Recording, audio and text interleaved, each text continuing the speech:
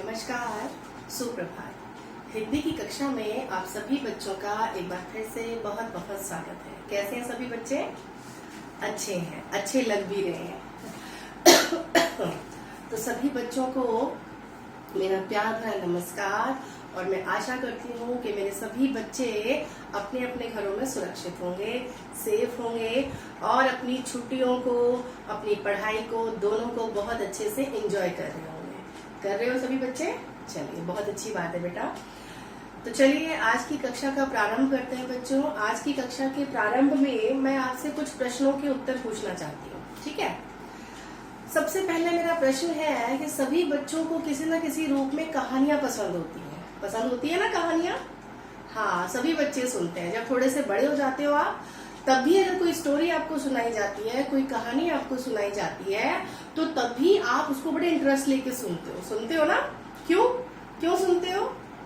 हाँ, क्योंकि आपके अंदर एक जिज्ञासा होती है बच्चों कि इस कहानी में अब क्या होगा, आगे क्या होगा, है ना? और इस कहानी के अच्छे प्रभाव क्या होंगे, बुरे प्रभाव क्या होंगे, है ना? मतलब वो स्टोरी, वो कहानी जो है वो आगे किस प्रकार से बढ़ेगी, है ना? तो इस चीज की जिज्ञासा आप लोगों के अंदर होती है। क्यों होती है वो जिज्ञासा?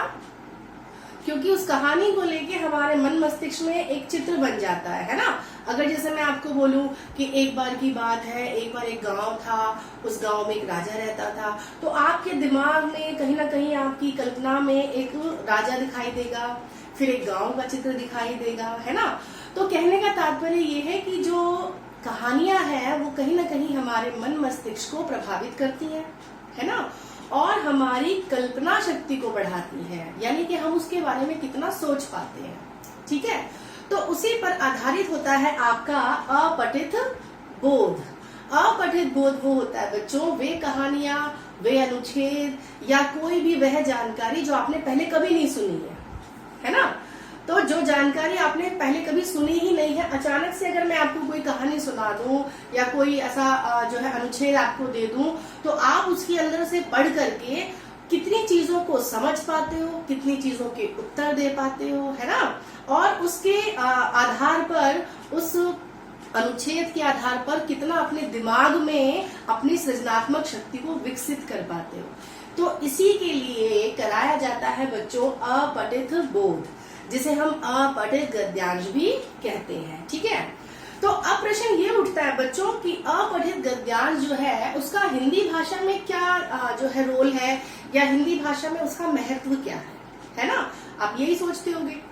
तो हिंदी भाषा में अपठित बोध का क्या महत्व है, मैं आपको इन 3 बिंदुओं के माध्यम से समझाना चाहूंगी, ठीक है? तो हमारा पहला जो बिंदु है, हमारा पहला जो पॉइंट है, वो देखिए, पठन कौशल का विकास, ठीक है? यानी कि जो अपठित बोध है वो आपकी पठन कौशल, जिसे आप अपनी रीडिंग स्किल्स भी कहते हो, है ना? तो पठन कौशल को विकसित करता है, क्योंकि जब आप कोई कहानी पढ़ते हो तो उसके अंदर आने वाले पात्रों के बारे में आप सोचते हो। पात्र का क्या अर्थ हुआ? कैरेक्टर्स, है ना? तो उनके बारे में आप सोचते हो। उसके बाद उस कहानी को किस मोड़ पर ले जाना है, या वो किस मोड़ पर जाएगी, अच्छे मोड़ पर जाएगी या बुरे पर जाएगी, उसके बारे में आप सोचते हो, है ना? तो कहने का तात्पर्य ये है, आपकी रीडिंग स्किल उससे डेवलप होगी जब आप उसे बार बार पढ़ोगे। तो पहला पॉइंट हमारा हो गया बच्चों, पठन कौशल का विकास करने में अपठित गद्यांश बहुत सहायक होते हैं, ठीक है? अगला देखिए, अगला है भाषा की समझ। अब जब आप हिंदी भाषा में बार बार जब चीजों को पढ़ते हो तो आपको भाषा की एक अच्छी समझ विकसित होती है ना? जब आप भाषा को पढ़ोगे या उसके अंदर दिए गए जो है अनुच्छेदों को पढ़ोगे, तो आपको पता चलेगा कि भाषा का प्रयोग किस प्रकार किया जाता है ना? वाक्य किस प्रकार बनाए जाते हैं, ठीक है? अगला देखिए, उत्तर देने की योग्यता। उत्तर देने की योग्यता से तात्पर्य यह है बच्चों कि जब आपको अपठित गद्यांश पढ़ाया जाएगा और फिर उसके अंदर से अगर मैं क्वेश्चन पूछूंगी आपसे, तो आप अगर उसको अच्छे से पढ़ रहे हो तो आप तुरंत मुझे उसका उत्तर दे दोगे, है ना? क्यों? क्योंकि आपने उसको अच्छे से पढ़ा है। समझ रहे हो बात? ठीक है? तो कहने का तात्पर्य ये है, जो अपठित गद्यांश होते हैं वो हमारी भाषा कौशल में बहुत अहम भूमिका निभाते हैं। तो यही है आज का हमारा विषय, अपठित बोध, ठीक है? चलिए अब जल्दी से निकाल लेंगे हमारा अपठित गद्यांश नंबर 1, जो है आपका पेज नंबर 133 पर, पेज नंबर 133 निकाल लीजिए जल्दी से। अब देखिए, इसके अंदर मैं आपको एक गद्यांश पढ़ के सुनाऊंगी और फिर उसके अंदर से आपसे प्रश्न पूछूंगी, ठीक है? फिर उसी की प्रैक्टिस आप घर पे करेंगे, ठीक है? चलिए तो शुरू करते हैं हमारा अपठित गद्यांश। ध्यान से सुनेंगे और फिर उसके उत्तरों को देने का प्रयास करेंगे, ठीक है? चलिए, योग साधना एक अत्यंत प्राचीन भारतीय स्वास्थ्य विज्ञान है, ठीक है? भारतीय जो है स्वास्थ्य विज्ञान है क्या? योग साधना, जिसे हम योगा भी कहते हैं, है ना? तो ये बहुत ही प्राचीन क्या है? भारतीय स्वास्थ्य विज्ञान, अर्थात ये एक जो है स्वाभाविक और एक प्राकृतिक तरीका है अपने स्वास्थ्य को बनाए रखने का, ठीक है? मैं पढ़ती भी रहूंगी और साथ साथ आपको एक्सप्लेन भी करती रहूंगी। चलिए, 5000 वर्षों से भी अधिक समय से भारत के ऋषि मुनि और साधु संत योग साधना करते आए हैं। जो प्राचीन समय के जो ऋषि मुनि होते थे, जो जड़ी बूटियों से बड़ी बीमारी का इलाज कर देते थे, तो वो योग साधना जो है उसको मानते थे। योग से मानसिक तनाव और चिंता तथा शारीरिक व्याधियों से छुटकारा पाया जा सकता है। जैसे आपने आजकल देखा होगा कि योगा कितना फेमस है ना? जो योग है उससे बहुत सारी बीमारियां ठीक हो सकती है, उससे हमें मानसिक शांति मिलती है। तो ये जो प्रणाली है ये आज की नहीं है, ये कई हजार वर्षों से भारतीय जो है संस्कृति में चली आ रही है। चलिए, अगला है, योग शब्द संस्कृत धातु युज से बना है। कौन सी भाषा से? संस्कृत भाषा के युज शब्द से बना है, जिसका अर्थ क्या होता है? योग होता है। और योग से जो है, योग मतलब क्या होता है? योग मतलब होता है मिलना या फिर जुड़ना, ठीक है? अगला देखिए, अतः योग आत्मा से परमात्मा के मिलन का माध्यम है। जब हम शांति से योग करते हैं तो हम भगवान को अपने बहुत करीब पाते हैं, है ना? क्योंकि जब हम शांति से पूजा पाठ करते हैं, किसी चीज में ध्यान लगाते हैं, तो हमारा जो चित्त है, हमारा जो मन है, वो बहुत ही शांति महसूस करता है, ठीक है? चलिए, अगला देखिए, आधुनिक युग में भौतिकता के पीछे अंधी दौड़ में लगे लोगों के लिए मानसिक और शारीरिक शीतलता पाने का एकमात्र योग साधना ही है।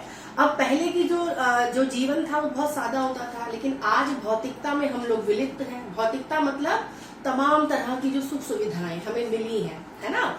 तो उसमें इंसान को सुविधाएं तो मिल गई है, लेकिन दिल और मन की शांति नहीं मिलती। तो उसमें जो योग साधना है वो हमें बहुत ज्यादा काम आती है, ठीक है? जो लोग योग साधना के सुख का स्वाद जानते हैं, उन्हें किसी प्रकार की आधुनिक सुख सुविधाओं की आवश्यकता ही नहीं पड़ती, इसलिए वे भौतिक सुखों के पीछे नहीं भागते। श्रीमद् भगवत गीता में भगवान श्री कृष्ण ने अर्जुन को योग का अर्थ समझाते हुए क्या कहा है? देखिए, जब कोई व्यक्ति योग साधना के माध्यम से ईश्वर से मिल जाता है या एकाकार हो जाता है, तब उसे परम आनंद का अनुभव होता है। महर्षि पतंजलि ने, किसने? महर्षि पतंजलि ने 5000 साल पहले योग शास्त्र की रचना की थी। किसने की थी? महर्षि पतंजलि ने। इसमें बताए गए योगासन और प्राणायाम आज भी अत्यंत लोकप्रिय हैं। और किसने लोकप्रिय किए हैं वो आजकल के टाइम में? सबको पता उनका नाम। क्या नाम है उनका? हाँ जी, बाबा रामदेव, जिन्होंने फिर से जो है इस प्रणाली को आगे बढ़ाया है और आज सभी लोग जो है वो योग के फायदे भी जानते हैं और योग करना उनको पसंद भी आता है ना? तो कहने का तात्पर्य है, जो योग साधना है वो हमारे प्राचीन समय से चली आ रही है, ठीक है? अब चलिए, अब मैं इस प्रश्नों के आपसे जो है प्रश्न पूछूंगी, आप उसका उत्तर मुझे देंगे, ठीक है? चलिए, पहला है, योग साधना क्या है? ऑप्शन दिए हुए आपको। योग साधना क्या है? प्राचीन भारतीय स्वास्थ्य विज्ञान। तो यहाँ हमारा कौन सा ऑप्शन सही हो जाएगा?